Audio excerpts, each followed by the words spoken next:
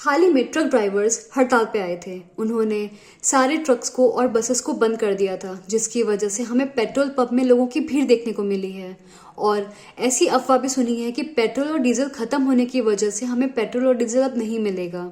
लेकिन कल रात को गवर्नमेंट ने ऐलान किया है कि जो भी ट्रक ड्राइवर्स एसोसिएशंस हैं उनके साथ बैठ के बातचीत की जाएगी और तब तक के लिए जो नए कानून हैं उनको लागू नहीं किया जाएगा। और इसी बातचीत के बाद ट्रक ड्राइवर जो कि हड़ताल पे थे उन्होंने अपनी हड़ताल खत्म कर दी। तो अब क्वेश्चन ये उठता है कि उन्होंने ये हड़ताल क्यों किया था।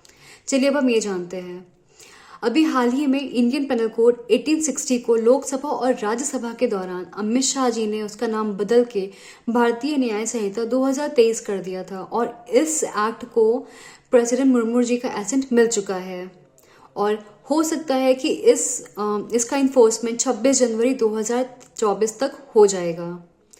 तो इस भारतीय न्याय संहिता 2023 में एक ऐसा प्रोविजन आया है जिसमें सेक्शन 104 के तहत ये कहा गया है कि जो भी ड्राइवर्स जिनके गाड़ी से एक्सीडेंट होता है और सामने वाले पर्सन की डेथ हो जाती है या उसको काफ़ी ज़्यादा चोट लग जाती है और उस सिचुएशन में वो ड्राइवर वहाँ से भाग जाता है, तो वो हिट एंड रन के केस में उसको 10 साल तक की सज़ा प्लस 7 लाख तक का जुर्माना भरना पड़ेगा।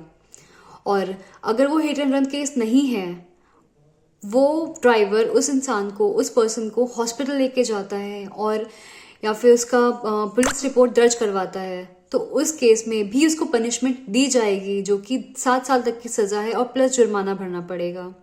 ये केस सिर्फ ट्रक ड्राइवर्स और बस ड्राइवर्स के लिए नहीं है, ये उन लोगों के लिए भी है जो कार ड्राइवर्स होते हैं, जो ऑटो रिक्शा या ई रिक्शा या टेम्पोस चलाते हैं, ये उनके लिए भी लागू होता है। और इसी के विरोध में ट्रक ड्राइवर्स एसोसिएशंस पूरे इंडिया में हड़ताल में आए थे। Thank you.